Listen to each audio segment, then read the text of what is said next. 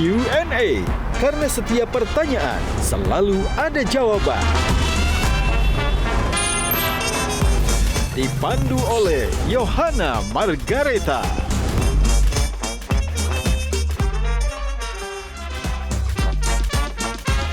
Panelis kita hari ini.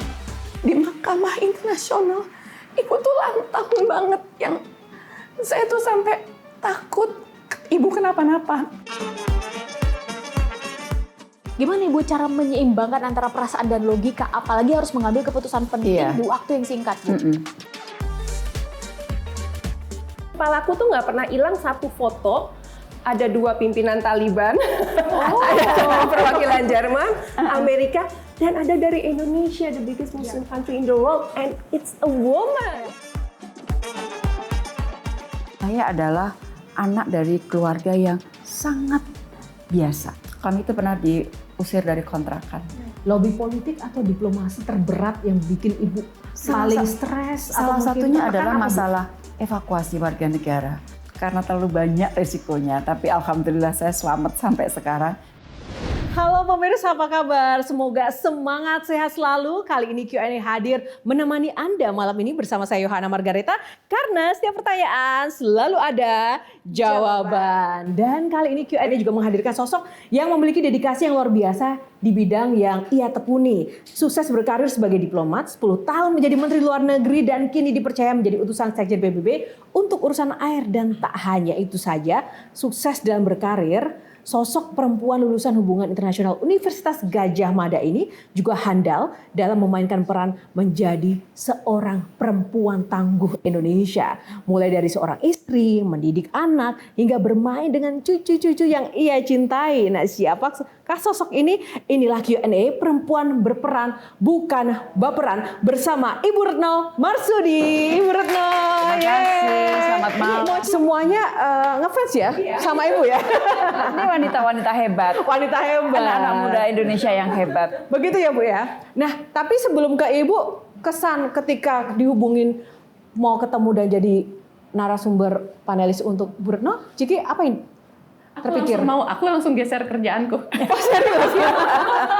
Kalau kau enggak? Sama, aku geser meeting. Tapi ya, pertama kali, setiap kali ya sekarang ini kalau mendengar nama Retno Marsudi, di kepalaku tuh nggak pernah hilang satu foto.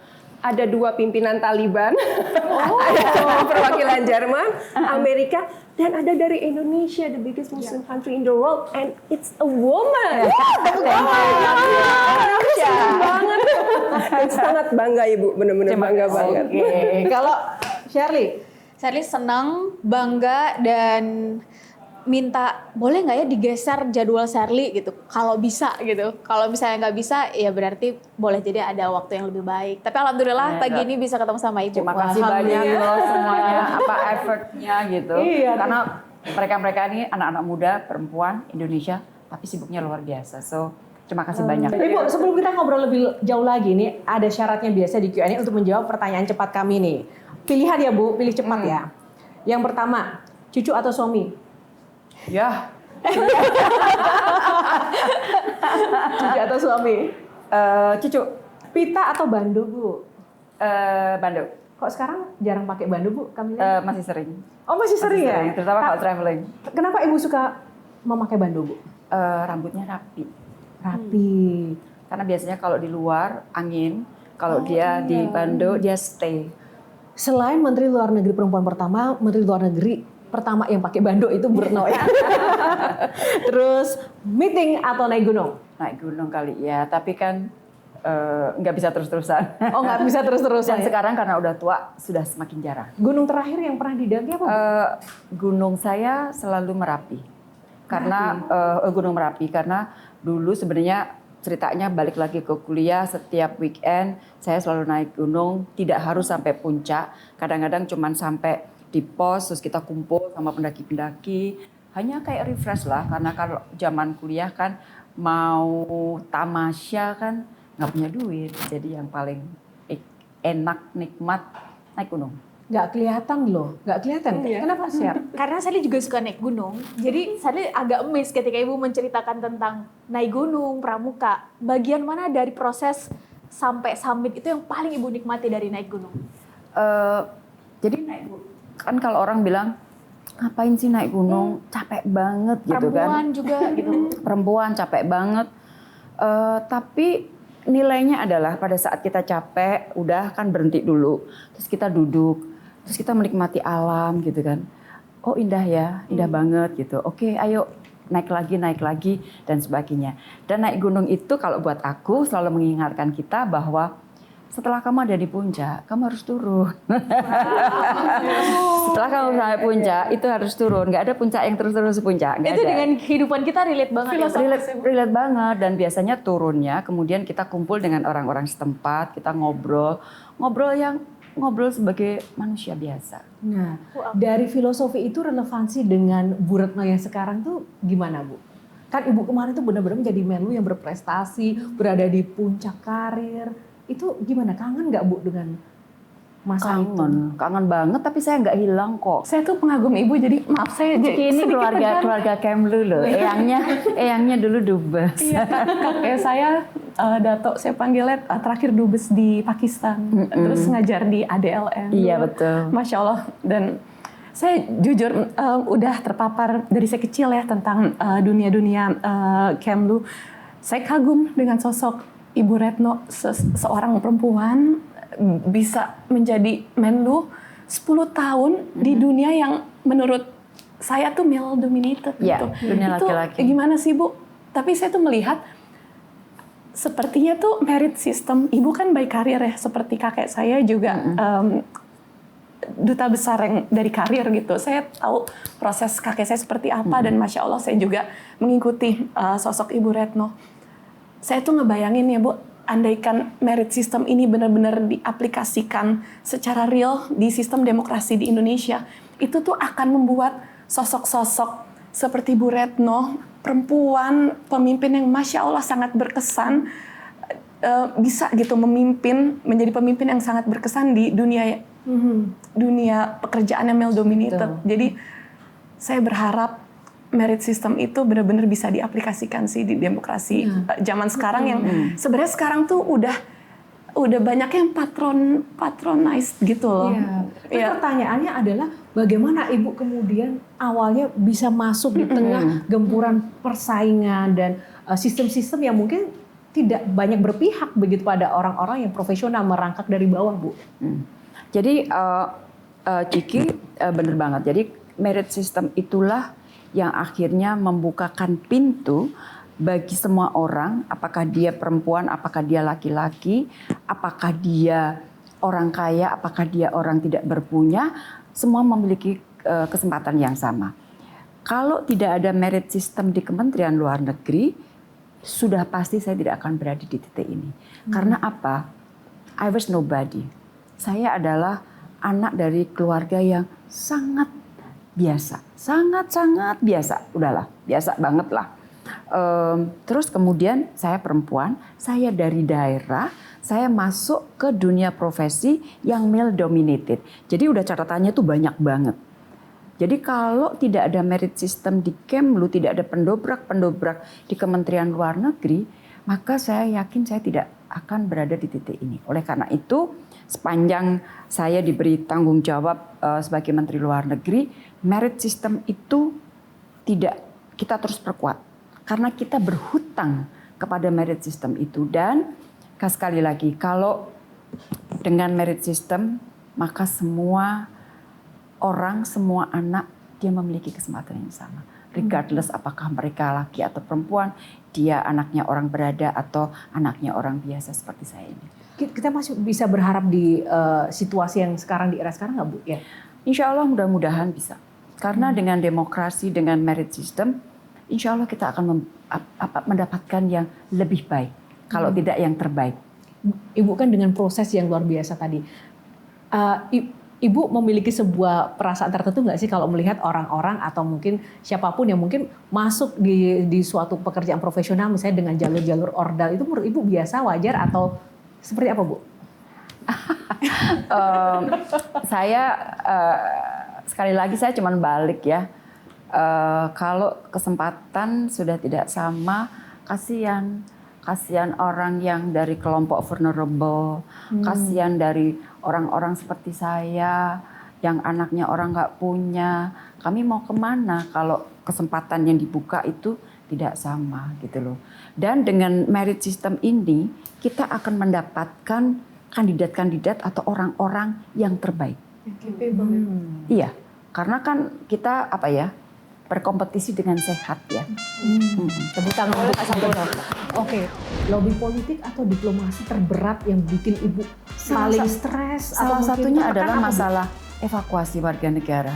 Tolong bilang sama pasukanmu yang ada di Kabul, yang saat ini berada di depan pintu gerbang bandara, bukalah pintu untuk WNI-ku. Pesawatku sudah ada di situ.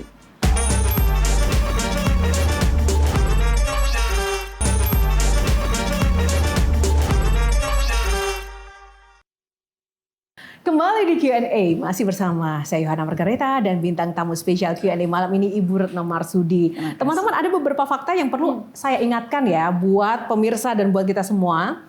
Retno Marsudi sukses memimpin Dewan Keamanan PBB pada Mei 2019 dan Agustus 2020 dengan menyelenggarakan 50 kegiatan dalam format virtual dan pertemuan langsung, dan juga berhasil mengkoordinasikan evakuasi 133 WNI dari Ukraina. Ia juga menerima penghargaan dari UN Women sebagai agen perubahan untuk kesetaraan gender dan pemberdayaan perempuan.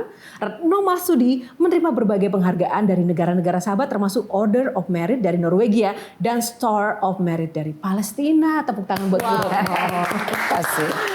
Ibu, kalau tadi di awal kan Ibu mengatakan Ibu berasal dari keluarga tidak punya. Dan saya juga dari daerah, Bu. Saya tidak pernah membayangkan di titik seperti ini juga. Tapi pada saat Ibu kecil di daerah merasa menjadi bagian dari keluarga yang tidak mampu, apakah Ibu pernah membayangkan berada di titik ini? Dan caranya gimana sih, Bu? Kok bisa menjadi diplomat, sukses, dan menlu bahkan? Ibu saya itu seorang perempuan yang fighter. Jadi dari awal ibu saya itu mengatakan kalau toh saya harus berhutang untuk pendidikan anak saya akan lakukan. Ibu bekerja sebagai apa, Ibu? Ibu saya jadi beliau bekerja ya. Jadi beliau pernah menjadi bendahara sebuah institusi pendidikan. Beliau juga catering. Jadi apapun, prinsipnya ibu saya mengatakan apapun yang dapat saya lakukan agar anak saya sekolah, saya akan lakukan. Dan beliau itu orang yang sangat menabungnya waktu itu sudah di emas loh. Kalau sekarang kan ngetren ya menabung di emas. Jadi kalau ibu saya punya uang lebih, karena saya anak nomor 1, jadi saya selalu ikut pergi ke Keranggan. Di Semarang itu ada Keranggan, itu tempat toko-toko emas. Ibu saya beli, disimpan. Terus pada saat anaknya harus bayar sekolah, misalnya dari SD ke SMP kan ada uang pangkal ya. Nah itu saya pergi lagi ikut ibu saya untuk menjual emasnya. Agar anaknya bisa masuk ke jenjang yang lebih tinggi. Jadi begitu terus. Jadi intinya adalah pendidikan buat ibu saya adalah penting. Dan pendidikan itu yang akan membawa kita untuk bisa melompat. Dan saya tahu saya hanya punya satu senjata. Yaitu saya harus bekerja keras. Karena kalau saya tidak bekerja keras, saya pasti akan kalah dengan yang lain yang memiliki fasilitas lebih dari saya. Sekeras apa sih Ibu pengalaman yang pernah dilakukan yang mungkin membuat Ibu nggak pengen melakukannya lagi gitu? Saya kalau mikir ya, aduh kalau sekarang saya harus menjalani, kayaknya mungkin nggak bisa juga ya. Mahasiswa itu setiap Senin dan Kamis saya pasti puasa. Terus setiap malam saya pasti tahajud. Terus saya kuliah, pulang kuliah, sebentar di rumah belajar. Nanti jam 9 nonton Dunia Dalam Berita, hanya TVRI kan waktu itu. Terus abis nonton Dunia Dalam Berita, tidur, bangun jam 2, tahajud, belajar lagi sampai subuh, habis subuhan berangkat lagi kuliah. Bahkan kalau saya tidak naik gunung hari Sabtu, saya di perpustakaan. Saya betul-betul waktu itu saya harus bisa. Harus bisa. Saya harus bisa karena saya perempuan dan saya bukan siapa-siapa. Oh wah, tepuk tangan itu Ibu Retno. Wow. Masya Allah. Syaratnya jadi menteri harus begitu. Ya. Sharing gimana Sherly? Karena Mbak Yo, ini pertemuan Sherly dengan Ibu Retno. Yang pertama Sherly ingat di kantor Ibu waktu Iya. itu. Dan belum banyak hal-hal yang sifatnya di balik layar yang terbuka. Kalau hari ini Sherly justru ngelihat ya Ibu Retno sebagai Ibu Retno. Karena banyak hal-hal yang akhirnya terbuka. Nah, pertanyaan Sherly adalah tadi Mbak Yo sudah bilang juga ternyata dari daerah. Sherly yakin ada banyak sekali yang menonton ini boleh jadi merasa relate dengan semua yang Ibu sampaikan tadi, bahwa berasal dari daerah, Sherly juga berasal dari daerah. Sherly Aceh yakin ya? Aceh. Dan dalam hal ini Sherly boleh meng-highlight sedikit Bu, juga lulus awalnya di UGM, kemudian pindah ke Paramadina mengambil jurusan hubungan internasional. Tapi kan Bu, untuk di hubungan internasional berada pada peak of career, menteri luar negeri 2 periode, dan ketika menjabat juga berprestasi seperti yang tadi kita dengar, ini kan cuma best of the bestnya Bu. Ada nggak Bu trik khusus untuk generasi kami, selain bekerja keras, yang kira-kira bisa kami tiru Bu di zaman sekarang? Pekerjaan saya itu pressure-nya tinggi sekali. Pressure yang sangat tinggi. Ciki mungkin suka dengar dari eyangnya bagaimana pressure itu setiap hari ada. Dan kebetulan pada saat 10 tahun kemarin itu bisa dikatakan bahwa kayaknya kita hidup dari satu krisis ke krisis lain. Ada COVID-19, ada perang di Ukraina, ada perang di Gaza. Belum lagi kita harus mengevakuasi, tadi disebutkan evakuasi WNI kita dari Ukraina, evakuasi WNI kita dari Afghanistan.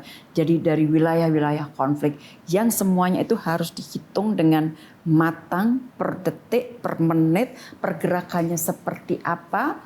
Dan pada saat evakuasi teman-teman, misalnya kayak di Afghanistan ya, itu semua pergerakan yang ada di lapangan di Kabul sampai titik WNI kita masuk ke pesawat dan mereka sudah keluar dari wilayah konflik itu, saya tidak pernah tidur.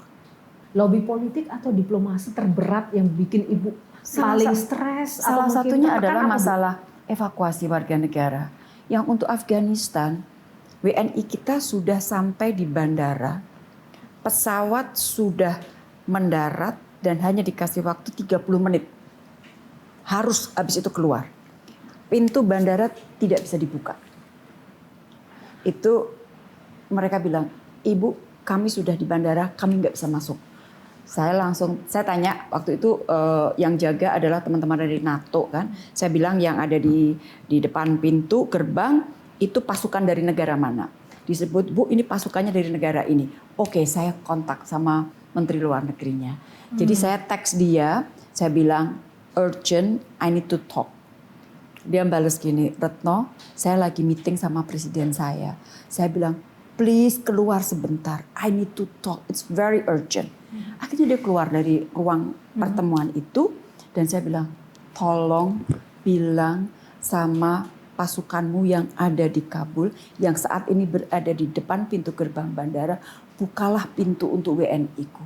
Pesawatku sudah ada di situ.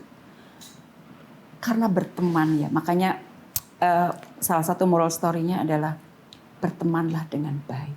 Karena at the end, pada saat kita sulit, teman itulah yang akan membantu kita. Andai kata saya tidak punya hubungan baik dengan dia, gak mungkin itu dibuka.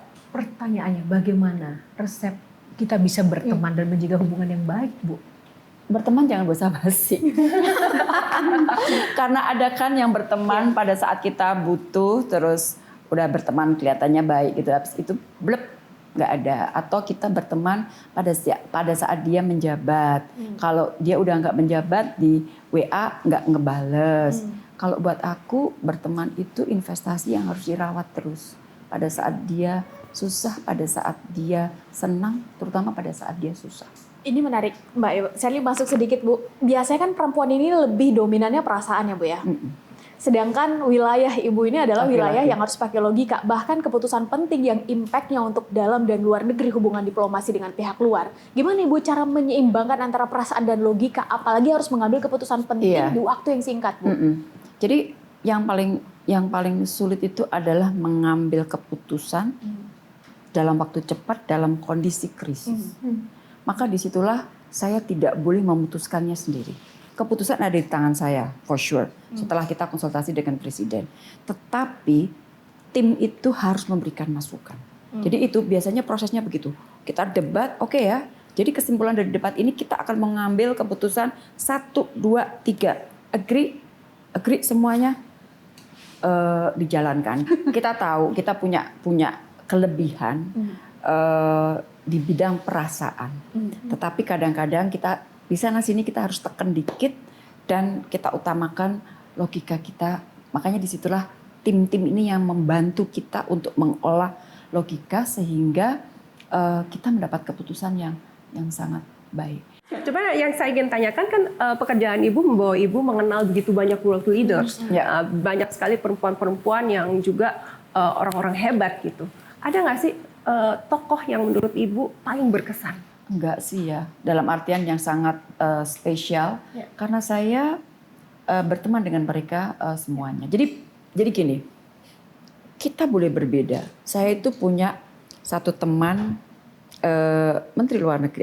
Ada 2 contoh. Satu Menteri Luar Negeri perempuan, satu Menteri Luar Negeri laki-laki. Yang perempuan kita itu pernah kalau orang Jawa bilang padu, berantem ya. Berantem via telepon. Karena kepentingan kita memang tidak bisa disatukan. Jadi sampai gitu kan. Gak apa-apa.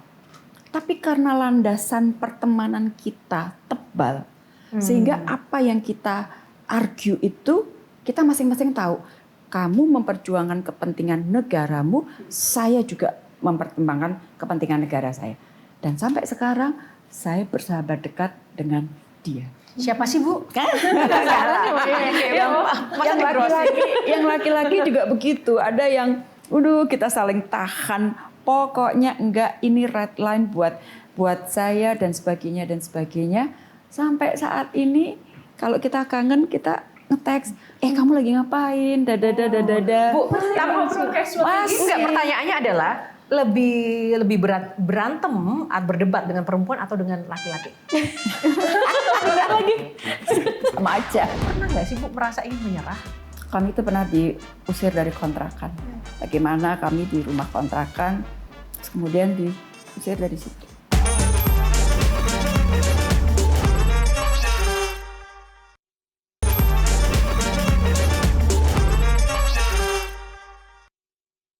Kembali di Q&A. Nah, langsung saja. Siapa yang paling berperan untuk bisa menjadikan Retno Marsudi menjadi sosok yang seperti ini? Kembali ke keluarga inti saya dulu ya. Ibu saya yang selalu mompak. Ibu sama ayah gimana itu Bu? Dua-duanya sama. Tapi ibu saya itu yang selalu mompak perkara beliau tuh mengatakan gini. Kamu jangan pernah takut ya sama siapapun. Mungkin karena kami tidak punya ya. Jadi rasa pede itu harus dipompakkan. Jadi ibu saya mengatakan kamu jangan pernah takut dengan siapapun kecuali dengan Gusti Allah. Kecuali dengan Tuhanmu. Maka setiap kali saya agak ngeri-ngeri gitu, saya selalu ingat ibu saya pernah ngomong, kamu jangan pernah takut sama siapapun kecuali sama Gusti Allah. Ketika Ibu bilang jangan takut apapun pesan dari Ibunda kecuali takut Allah ya selama itu benar. Saya tuh jadi ingat, maaf ya Bu, karena saya tuh ngebela Palestina udah lama. Jadi saya ingat salah satu speech Ibu di PBB. Kalau nggak salah itu speech terakhir Bu Retno ketika Bu Retno jadi Menlu. Sebelumnya ada Netanyahu speech kayak Israel want peace lalala gitu. Lalu Ibu speech really the fact is airstrike in Beirut. Terus Ibu dengan sangat lantang ngomong, we must stop that. I repeat, we must stop that. Itu buat saya dan teman-teman pejuang Palestina. Yang kita berjuang di jalan, kita berjuang dengan berbagai simpul, berusaha kita kawinkan gerak bareng-bareng, lewat boykot, lewat berbagai gerakan. Tapi kita tahu, itu semua harus dibarengin dengan perjuangan diplomasi. Melihat sosok seperti Bu Retno, yang Masya Allah ketika saya ketemu, Ibu tuh humble banget. Tapi di forum-forum internasional, di mahkamah internasional, Ibu tuh lantang banget. Yang saya tuh sampai takut Ibu kenapa-napa. Karena saya tahu kakek saya juga diplomat, duta besar juga, yang baik karir. Saya tahu pressure-nya itu seperti apa. pressure internasionalnya. Dan di era dunia ini kan serba pragmatis. Ibu tuh tetap gigih, lantang, vokal membela kebenaran. Itu value yang ibu pegang.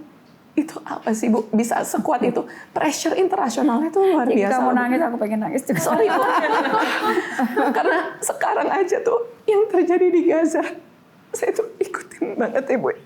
Mereka tuh udah famine, orang meninggal udah bukan karena bom. Dan kemarin saya baru dari kamp pengungsiannya di Yordania, saya ketemu anak-anak yang diselamatkan, tapi kanker karena radiasi bom. Jadi sebenarnya tuh Indonesia, rakyat biasa kayak kita tuh bisa apa sih Bu? Dan jujur saya rindu sosok selantang Bu Retno, seorang perempuan yang wow gigih banget. Di forum-forum internasional kita butuh pejuang-pejuang diplomasi seperti Bu Retno. Kita juga udah clueless Bu, berjuang di jalan. Gimana Bu? Tepuk tangan untuk Ciki. Sorry ya Bu. Semangat Ciki. Aduh, kalau kamu edit aja ya, aduh bingung aku. Cuman ini aku tahan dari lama sih Bu, dan saya sangat nggak percaya akhirnya saya bisa ketemu Bu Retno in person, Masya Allah. Ciki bicara dari hati ya. Ciki bicara dari hati dan I really appreciate it. Bahwa pada akhirnya memang kejujuran itu ada di hati kan. Jadi once orang itu bisa bicara dari hati, berarti dia jujur. Apa yang dia omongkan adalah kejujuran. Nah, dari perjalanan saya memang intinya adalah kebenaran itu harus diperjuangkan. Kalau melihat resikonya, karena terlalu banyak resikonya, tapi alhamdulillah saya selamat sampai sekarang, jadi nggak usah diceritakan. Dalam artian yang ancamannya, yang pressure-nya, yang saya, udah pokoknya, kalau suruh ngulang lagi, kayaknya juga nggak mungkin kuat. Dan saya itu selalu begini, hitungan keras, saya tidak akan dapat melakukannya. Tetapi tangannya Gusti Allah selalu membantu saya, sehingga saya itu dapat melakukannya. Jadi makanya berkah yang diberikan oleh Tuhan kepada saya itu sangat luar biasa. Kebenaran dan kemanusiaan. At the end, apa yang kita lakukan semua dengan berbagai profesi yang berbeda, itu sebenarnya untuk apa sih? Kan untuk kemanusiaan. Kebenaran dan kemanusiaan. Dalam konteks itulah kebenaran dan kemanusiaan yang keadilan tentunya ya, yang kita perjuangkan untuk Palestina. Nah, luar biasa Ciki, terima kasih mewakili suara hati kami semua ya. Karena Ciki menjadi kebanggaan kami juga ya untuk bisa menjadi leader bagi anak-anak zaman sekarang berjuang untuk kebenaran. Tapi Bu, dari apa yang tadi Ibu jawab tentang pertanyaan Ciki, Ibu pernah nggak sih Bu merasa ingin menyerah? Mungkin lebih ke di masa-masa awal ya. Di momen seperti apa Bu? Di masa-masa awal misalnya, kan karena saya punya 2 anak ya, masih kecil-kecil waktu itu, bagi tugas dan sebagainya. Kadang-kadang ada rasa capek itu ada. Tapi pada saat saya merasa capek, saya ingat lagi pesan-pesan ibu saya, cita-cita saya dan sebagainya. Kalau saya menyerah, berarti that's it. Saya akan berhenti, saya tidak akan bisa menolong orang lain. Dan kata-kata bahwa perempuan, kan gini, perempuan diberikan akses yang sama, dibukakan pintunya. Ini udah gua bukakan pintu, lu nggak masuk, lu nggak mau gitu loh. Jadi saya khawatir kalau misalnya saya menyerah, maka saya juga akan merusak spirit perempuan-perempuan lain yang ingin mengejar mimpinya. Kalau tadi Ibu Retno mengatakan bahwa support system penting, mungkin Ibu bisa menyampaikan bagi para suami di luar sana.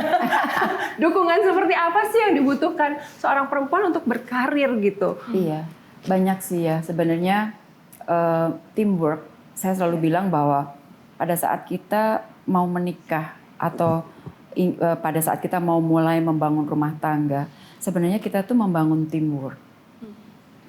Teamwork dalam artian ini kita punya misi ini, ayo kita bareng-bareng gitu loh. Tidak ada pembedaan sebenarnya lo pokoknya lo perempuan ya, lo ngerjain ini.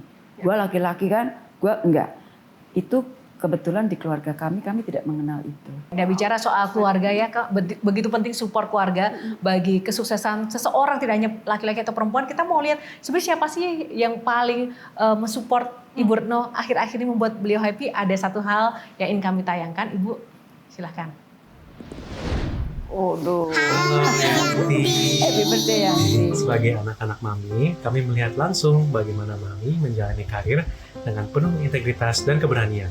Dan di samping itu, Mami juga menjadi role model yang baik tentang bagaimana menyeimbangkan peran sebagai seorang ibu, seorang profesional, dan juga sebagai seorang wanita di masyarakat. Terima kasih, Mami. Thank you, Mami.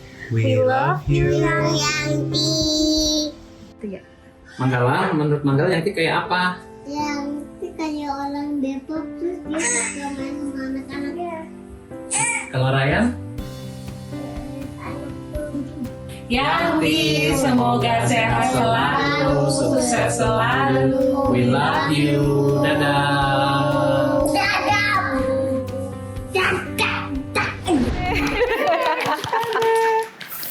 Ya itulah profil saya. Sekarang sudah banyak waktu sama mereka atau malah tapi sama saja? Hampir sama, tapi saya mencoba Sabtu Minggu selalu dihentikan sebentar untuk mereka. Gimana cara Bu Retno bisa membagi waktunya antara profesional, seorang diplomat sebelumnya, sekarang juga dengan topi PBB, sebagai nah, itu istri, ibu, eyang, itu gimana cara mengatur waktunya Bu Retno? Kebetulan saya itu dikaruniai energi yang banyak banget, so I have to spend energi saya itu dengan baik. Dan kebetulan dengan energi yang banyak itu saya bisa lakukan banyak hal. Pada saat saya jadi menteri itu pasti nggak percaya. Aku tuh masih ke pasar loh. Aku tuh masih belanja sendiri loh. Pasar basah? Yes. Di Majestic. Kenapa nggak suruh orang aja sih Bu? Kenapa harus beda. Ibu? Kenapa saya memilih ke pasar Majestic? Saya tahu, saya tahu harga. Ya. Harga barang-barang apakah naik atau tidak. Kadang-kadang di dalam pembicaraan saya dengan presiden pun di sela-sela bicara substansi politik luar negeri, saya bilang, Pak, harga ini sudah naik banyak loh. Itu saya peroleh dari pasar langsung. Terus kemudian saya melihat orang-orang yang tidak punya. Banyak sekali orang-orang di jalan yang dia tidak punya, dia harus menjual ini, menjual itu dan sebagainya. Dan itu yang membuat saya bersyukur bahwa saya diberi rezeki yang lebih bagus, dan di saat itu saya diberi kesempatan untuk bisa berbagi. Ibu Retno bisa sampai ada di titik ini dengan empati dan cara berpikir kayak gini. Ini saya jadi penasaran, didikan ibu tadi yang disebut berkali-kali adalah ibu. 3 nasihat atau didikan atau kebiasaan ibu apa yang paling Bu Retno ingat? Ibu saya tidak pernah menyerah. Oke, satu. Iya, ibu saya tidak pernah menyerah. Jadi itu mungkin yang paling utama ya. Karena kalau andai kata pada saat itu ibu saya menyerah, mungkin kami sudah tidak bisa apa-apa lagi. Gitu loh. Jadi nggak tahu ya. Mungkin saya nurun dari orang tua ya, terutama dari ibu saya yang nggak ada kata menyerah. Sampai saya tuh pernah loh, saya melihat, aduh ini salah satu peristiwa yang sedih dalam hidup saya waktu saya kecil. Kami itu pernah diusir dari kontrakan. Saya melihat, karena saya anak nomor 1, saya melihat bagaimana kami di rumah kontrakan, kemudian diusir dari situ. Dan itu pun di titik yang paling rendah pun itu, ibu saya nggak jatuh. Dia tetap berdiri. Kita cari lagi. Itu yang. Jadi kalau aku mikir, tantanganku sekarang itu nggak seapa-apanya tantangan ibuku untuk membesarkan anak-anaknya. sorry. Di pertemuan resmi itu saya bilang, kata ibu saya, bilang bahwa sak bejo-bejone menungso, yaiku sing eling lan waspada.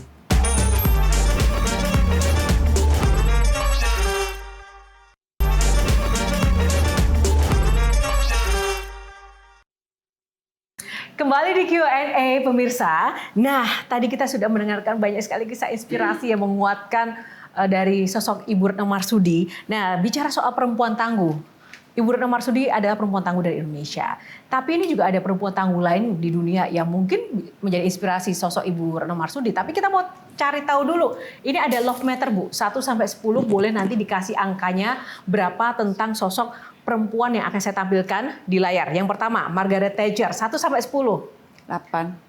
8. Kenapa 8, Bu? Ada alasannya? Kuat. Terus apa lagi, Bu?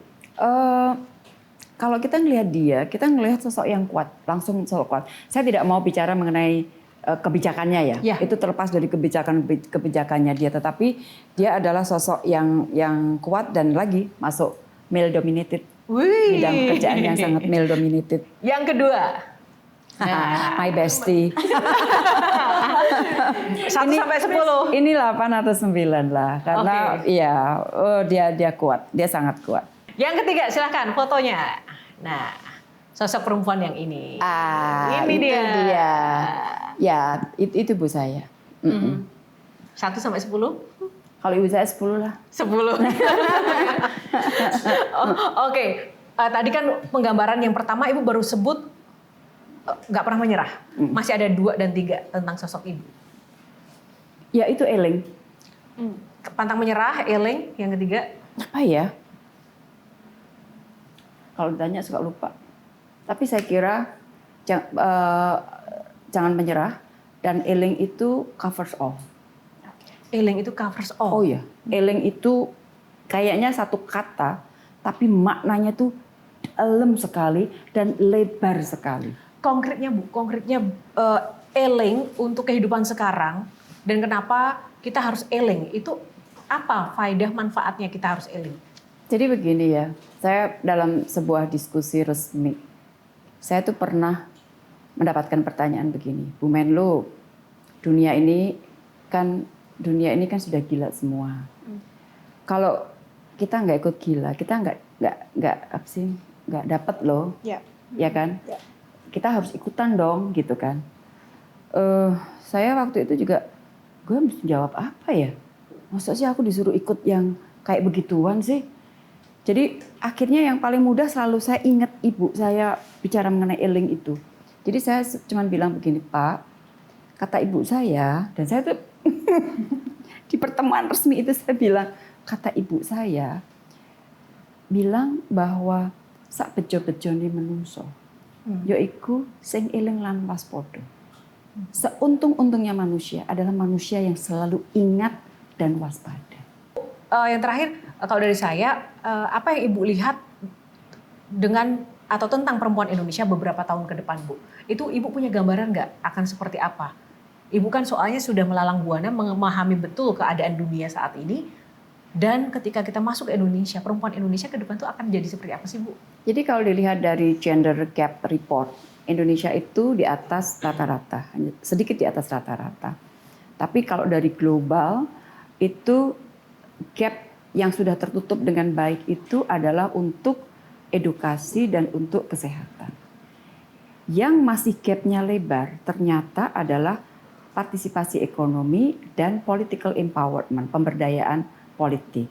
Sehingga pada saat perempuan itu sudah berpendidikan bagus, belum tentu dia bisa mengejar cita-citanya.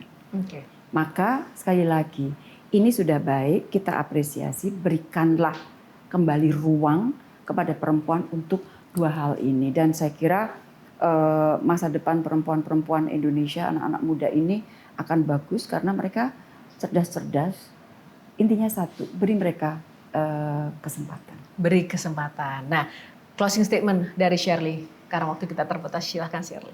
Teruslah menjadi Ibu Retno yang seperti ini, Bu. Ada istilah bahwa it's not about the uniform, it's about the man or woman behind atau who wear it.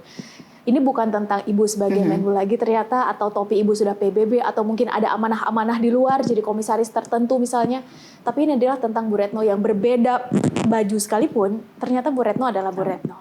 Semoga Ibu terus konsisten dengan nilai dan prinsip Insya yang Allah. tadi sudah dibagikan, dan harapannya semakin banyak anak muda perempuan Indonesia mengikuti jejak Bu Retno. Insya Allah, makasih. Makasih. Terima kasih Shirley. Kak Olga silakan. Saya senang banget bahwa yang mewakili Indonesia, orang Indonesia di UN adalah Ibu. Saya percaya banyak hal akan bisa dilakukan oleh Ibu, dan itu efeknya tidak hanya untuk orang-orang yang mendapatkan program Ibu, tapi juga untuk Indonesia untuk lebih dikenal sebagai negara yang punya orang-orang yang hebat dan pintar-pintar. Terima kasih ya Bu. Makasih Mbak Olga.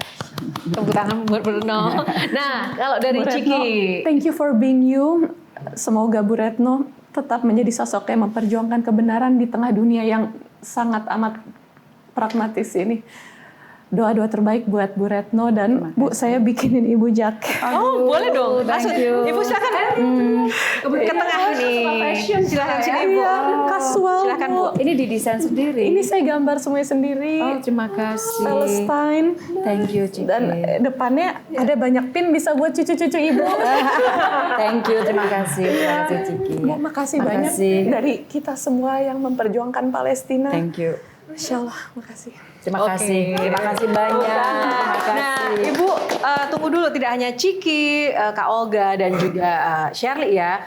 Ibu ini sangat dicintai Bu. Kami sudah bertanya ke keluarga, ke orang-orang yang memang ternyata masih banyak yang belum move on, seolah-olah Ibu tuh masih ada di sekitarnya dan di hati yang setiap hari tuh bertemu dengan Ibu.